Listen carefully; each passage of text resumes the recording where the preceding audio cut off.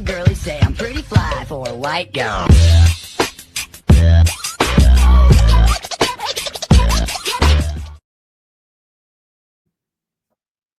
Oh, welcome back, true believers. It's the Heroes for Hire comic to the Heroes for Hire Comic Club channel here on YouTube. I'm your host, as always, Matt. Just reading a little, trying to get in the holiday spirit. We got Iron Fist and Santa Claus with Luke Cage, so that's a hell of a trio right there. But yes, we're back for another episode of Matt's new comic recommendations. And today, I will be discussing Black Canary Best of the Best issue 1. And it's written by, it's written by, here's the, this is the David Nakayama variant. I think it's cover B. Let me see if it's got a, no, I think it's cover B. We'll just take my word for it.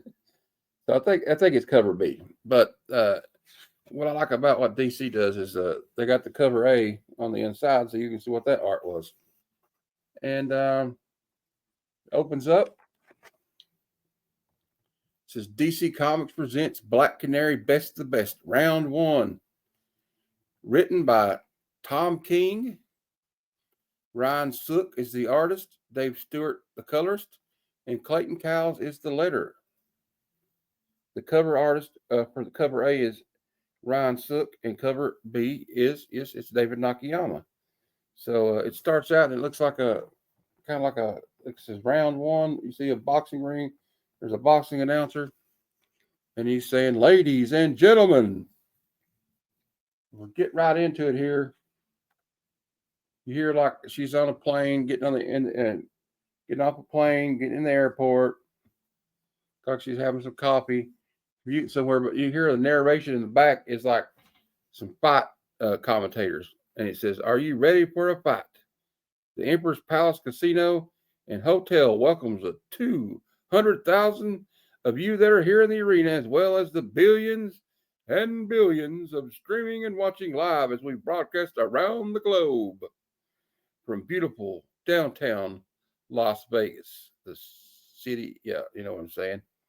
We're all here today to bear witness to the match of the year, of the decade, of the century, of the millennium, of all time. This is champion against champion, warrior against warrior, to determine once and forever after who is the single greatest hand-to-hand fighter in the world.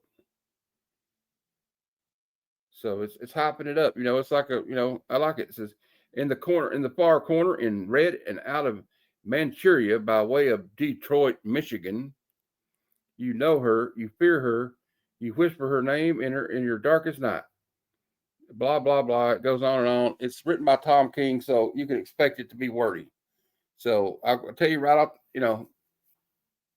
love him or hate him. He's Tom King can be polarizing, but I think he's all right.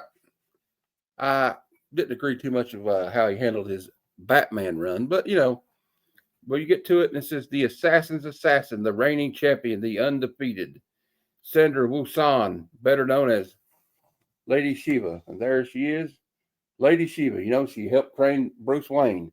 We know that. Batman was trained by her. She's proficient in several fighting ways. She's a badass. She's straight up hardcore to the bone. She'd probably scare Mike Tyson if she was a real person. I don't know. Maybe not Mike. But I'd say she could probably whoop Conor McGregor's butt. Sorry, Conor, but I don't like you anyway. My bad. Like he's going to watch this anyway. But I probably shouldn't say it because he could probably beat my ass. But it's okay. I'm never going to meet him, so it's fine. It's fine. Okay. So Dinah is getting Black Canaries. Looks like she's back in her hometown. This is a flower shop. I know it used to have something to do with it. It's in Washington. And you can hear the announcer saying, and in the near corner, in black, out of Coopeville, Washington. You've seen her, you know her, you probably were saved by her. When we test death, there is one person who goes into the coal mine first, raised and first trained by her famous Heroine mother, one of the great brawlers of the 20th century, she is renowned not only for conquering the multitudes of multitudes of combat arts, but for inventing her own unique style, taking best from the best. She has fought beside gods, monsters, and poets. And it goes on and on. I don't want to read it all. He's just going to, you see, the hero's hero, the righteous heir, the challenger, Dinah Lance, better known as Black Canary. There's Black Canary in that corner. So what's happening is you're having flashbacks. This is probably the present is the fight is getting ready to happen, but she's probably, you're getting flashbacks to probably how he got to this point. This is going to be a mini series, so she rings the bell and her mother comes out and she surprises her. She says, "Hey, Mom, I got lucky, caught the ferry," and she's just telling her about this and said, saying she looked very healthy and all that. And they kind of got something else going on. She's like, "You're wearing blonde. I thought that was for brawling." She said, "Oh, sweetie, I'm not all the way done yet, am I?" That'll come back later. That's kind of foreshadowing. So they go out to eat, and this little girl comes up to her and says she wants her Black Canary's autograph, Dinah's autograph. And of course, Dinah's mom used to be the original Black Canary. And she goes, "Well, do you better want my mom's autograph? She's more famous than I was." And she's already got hers. So she wants hers. And she says, my parents think you're going to, we want you to win because you're the hometown hero. And she says, "Well, you better not watch it, honey. You're too young. There's going to be a lot of blood." Then it goes back to the ring, and you see them two facing off in the ring. Obviously, that there we already got that Shaba's got height advantage over, as you can tell right there, by a couple inches, looks like. And we got the ringside announcers. They're here, and you hear them go on and pontificate. This guy says, "This is Mike Berg with Wordy Johnny Sunter here live at the Emperor's Palace." So they're going in and on. They're talking about how this fight is going to go out all over the solar system. You see down here, there's some aliens. They're broadcasting it across the galaxy, across the universe, through the cosmos. Then we flash, you see that Dinah and her mother are going into this old barn where there's an old dusty boxing ring. And she's telling her mom she wants her to help her train. She asks her if Ted's coming. I believe Ted refers to Black Cat, the Wildcat, I think. I'm pretty sure. In the chat, if anybody thinks I'm wrong, please let me know. I could be wrong. I don't know. Her mom doesn't want to do it, but then she comes out there and takes a swing at her mom. So, yeah. And her mom kind of throws her for a loop right off the bat. You see her throw her down on the mat. And they're, she looks up at her mom from the mat and says, "Can I win? Can I win?" And her mom says, "You're my daughter. You have to win." And get up. And they embrace and hug, kind of sweet. Then you hear a ding noise. That's the real bell. We get back to the present. The fight starts, and Lady, she was on her like white on rice. You see that? She's taking a beating. And then you go to this page, you see them. There's a TV on the wall there, flat screen TV, and you can hear the announcer talking, and he's talking about how she's faster. That Lady, she was almost maybe faster than Flash with her quickness and punches and all that, kicks. And then you hear somebody say, "You don't know who it is yet," but he says, "But you can about guess who it is." He goes, "Her fastest is 165,934 times slower than my fastest. Why would I be jealous of that? It makes no sense. These commentators sound like morons." And they keep going on. And then you hear somebody else say, obviously it was Barry Allen saying that. He took exception to it. Then you hear somebody say, "Barry, it's just a metaphor. Don't get your temple feathers all ruffled. Just pay attention. She's making her move." And then Dinah makes a move. And she's easily knocked to the ground with like some kind of suplex or something. It's like obviously it's a no holds barred, anything goes match. They're just not allowed to use superpowers. And then you hear, "Ugh, look at that, Ollie. What's going on? This is insane." So it's Ollie and Barry talking.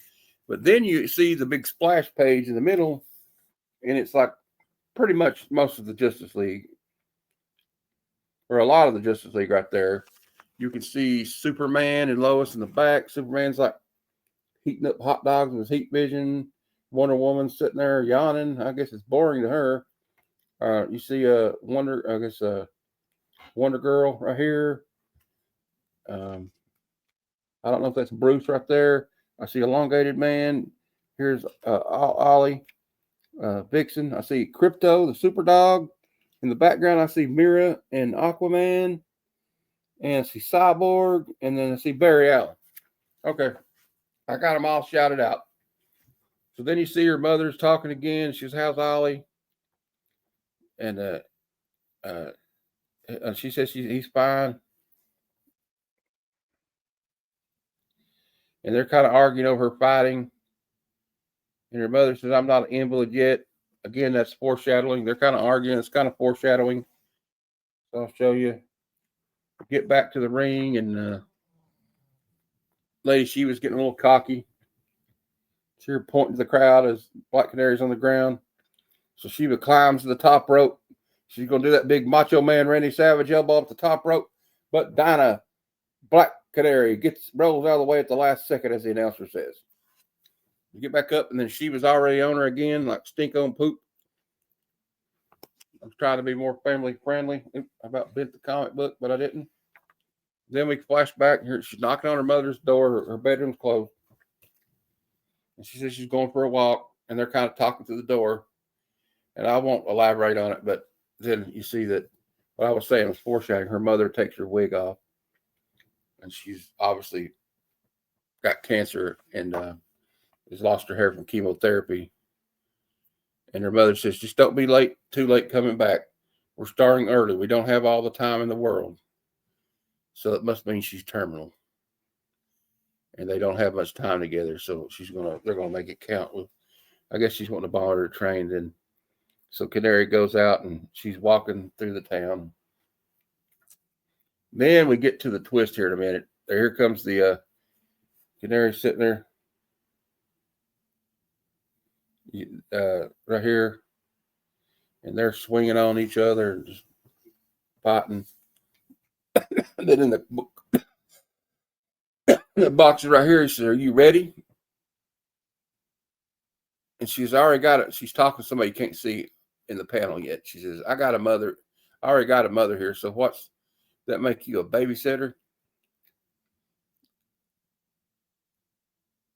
And it says right here, the person you don't see on the panel says, "I have eyes on Shiva. She is plenty ready. Going down the first round isn't what we're paying you for." Uh-oh. No. Black Canary says, "I go down to the sixth. That's what you're paying me for." You see them still going at each other. Shiva's kind of pounding her. There's already got Black Canary's already got blood on her face. And then we go again, and you see it's a guy, long-haired, scruffy guy. It says, you see over here, there he is. And he tells her, "You should smile more, pretty bird. Think of what's coming after your mom has her cure. And I have my cash. Think of what it will be like then. We'll all be so happy." And she kind of takes steps to that. She says, "Right now I could whistle and a valve in your heart would tear. Your chest would explode in pain and you'd tip forward, hitting your head, and you'd die on this sticky table."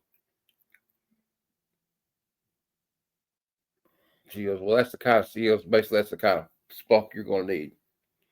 That's how you'll make it to the sixth. Don't you dare let go of that spunk." And then it shows them, it says, "We're in it now, folks." And they're still fighting.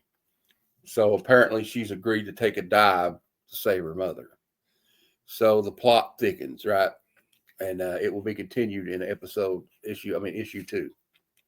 So I'm sure it's probably like a 4 or 5 part series. Maybe it's like a 3-part series. I don't know.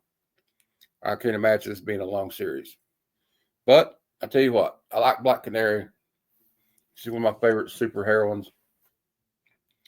And if you like Black Canary, if you like Tom King, you'll like it.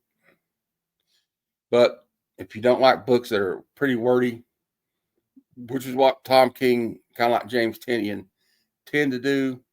If you just like the pretty pictures and you don't like a lot of words, you might not like this. If you don't like Black Canary, you're probably not going to like this. But I liked it. For the Black Canary fans out there, for the Tom King fans out there, I think you'll appreciate it. So check it out. That's all I have for now. A little housekeeping before we go. There will be no more claim sales till next year, which is only about a week away. So not that long to wait, but it sounds good. You say a year, it sounds more ominous, I guess, or something. I don't know. Whatever. But it's actually been a longer video than I thought it was going to be, but whatever.